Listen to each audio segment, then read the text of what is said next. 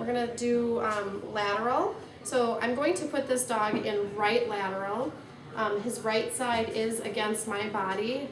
If I wanted to do left lateral, I'd have to turn him to the other side. We put muzzles on the dogs here at MATC. Not every dog needs a muzzle for laterals. We just do it as a safety precaution. So you can see I already have my commercial muzzle on. So you have to get big and tall when you're doing this from standing. We do it from standing or sternal. We're going to reach, hold his head against my shoulder,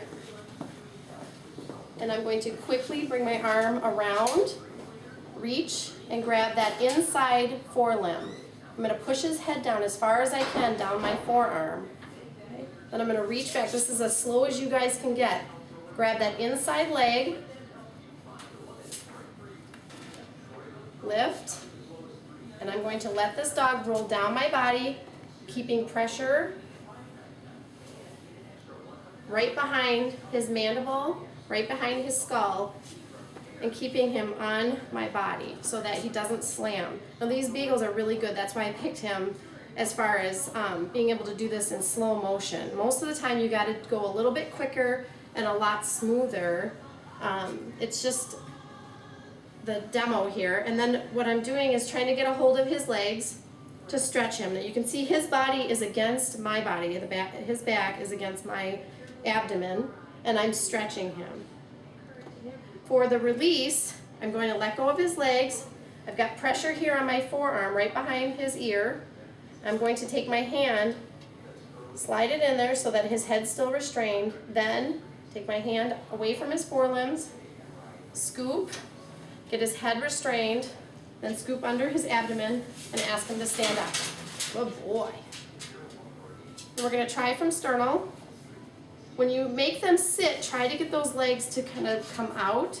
Sit, which is difficult with these beagles. Down. We kind of want their back legs to be away from us. It'll make your life a lot easier if you can do that. And I'm going to do exactly the same thing, but now he's in sternal. So I grab behind his ear here, secure his head to my arm, and very quickly we would roll our arm around, do the karate chop, grab that inside leg, thumb down. If your thumb is pointed up towards his body, this won't work.